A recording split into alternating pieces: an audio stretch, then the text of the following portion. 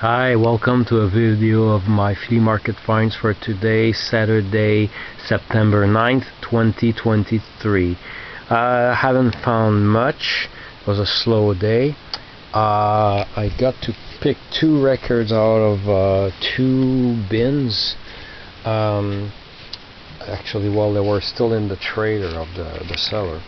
All I got, because they were $5 each, priced at $5 each, I left some behind that were less than perfect, and I only took these two. Here, this is a rare French-Canadian record from 1969.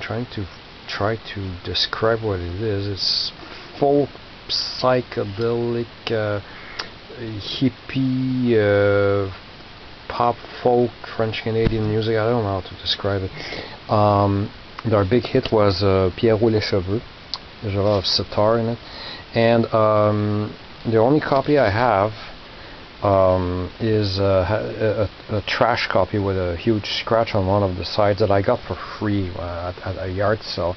I remember putting a few of the worst condition records aside and showing like those you won't be able to sell there, and showed the scratches, and I got it for free. I remember it came from a library of records where they, with a big sticker in the back where the card used to be and a stamp or whatever. Anyway, so this is an upgrade, although not perfect. There was something that I still think looks like a spot of dirt, or it's on the beginning of the B side around here. I see it here. Now I'm not sure I can show this properly, but I still think it looks more like a spot of dirt than a scratch, but it turns out it is a scratch because it's a little bit white. Maybe it's a spot of paint. Maybe somebody had oil paint in their fingers, and I don't know. I tried to clean it off, it doesn't come off. And I think I saw a scuff here and a tiny little bunch of right here. I remember the last track, but I did not quite hear those little specks of those jumble of little tiny scratches, which are caused usually by sandy chunks of dust in the cover, and the record was naked in the cover. The other side is pretty good.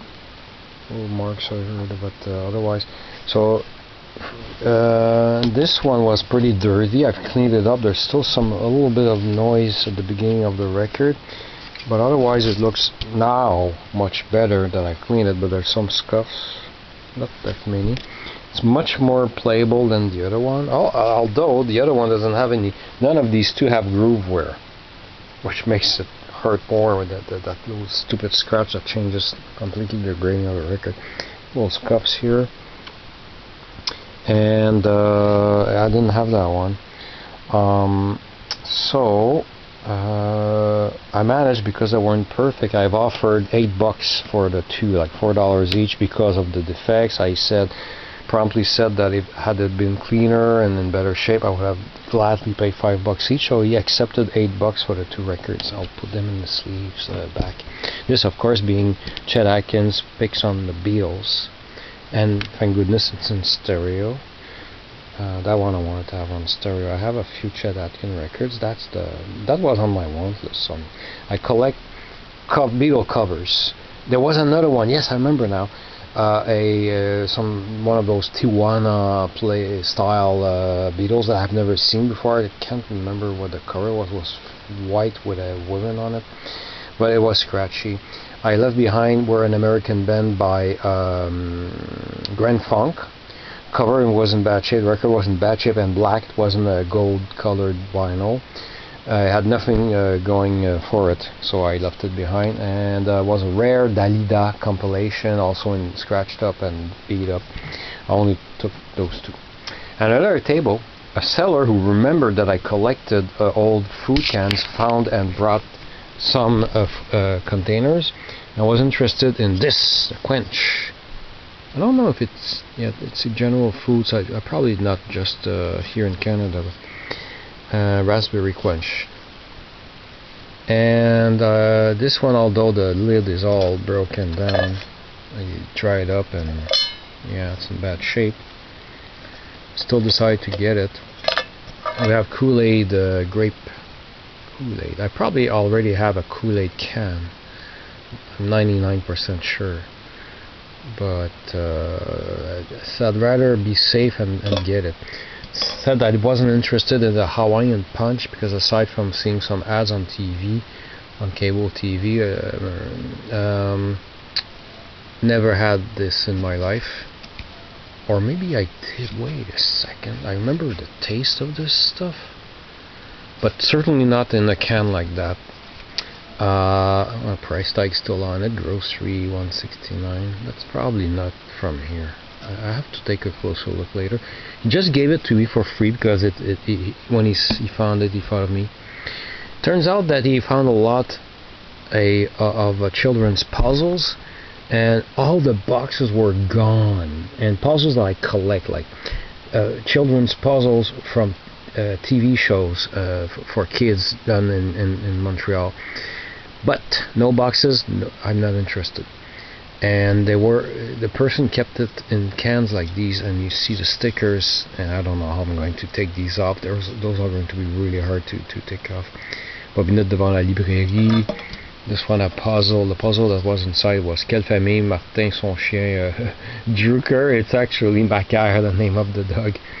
I have that puzzle in its box. This one had, let me see, Bobinou Bobinette au téléphone might have that one as well.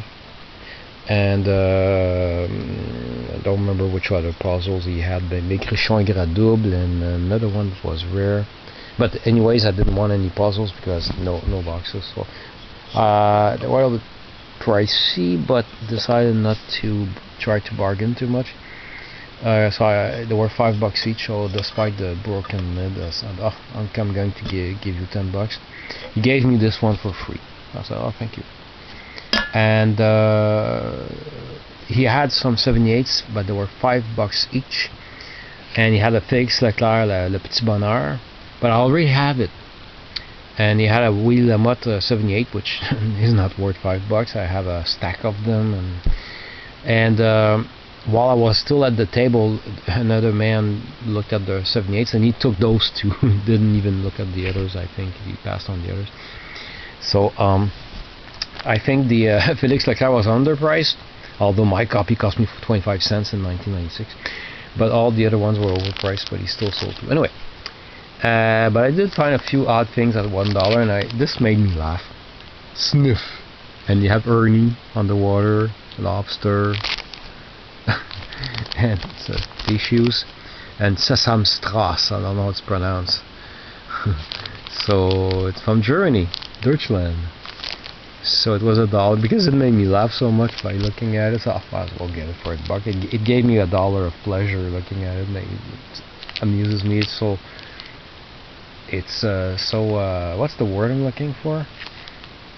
Like from another country. I'm so tired I can't even think of the word.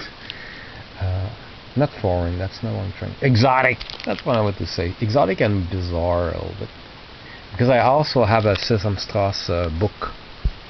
And the characters look terrifying, yeah, especially Bert on the because the Muppets are a little bit different. Anyway, and a nice guy that I like to talk to there, another record collector. We walked together, and as I was ready to leave, it wasn't a good day.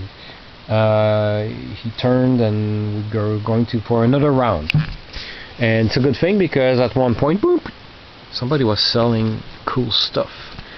This vintage Adidas bag in pretty good shape, no cracks, because the first thing that goes are the handles, and you usually start cracking. So just vinyl.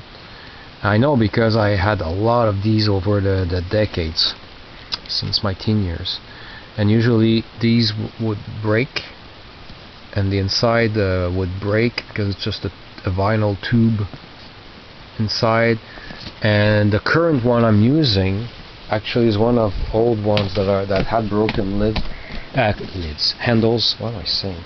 And I found a shoemaker who installed for me some. He pimped up 3 of my last bags with leather straps. The paint has come off here, unfortunately, but these will last a long time.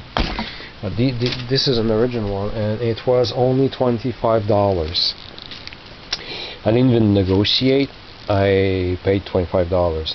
They had some coats, the Norton Face coats for like 25 bucks. I don't know, but they didn't have my size. It's an expensive brand.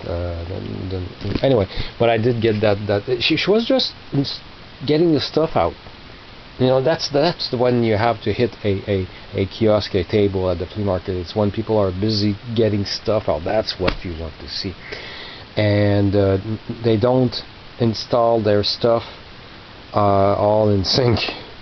So it's you have to keep walking around a lot to see everything until you're tired of walking. So that was my day. Thanks for watching.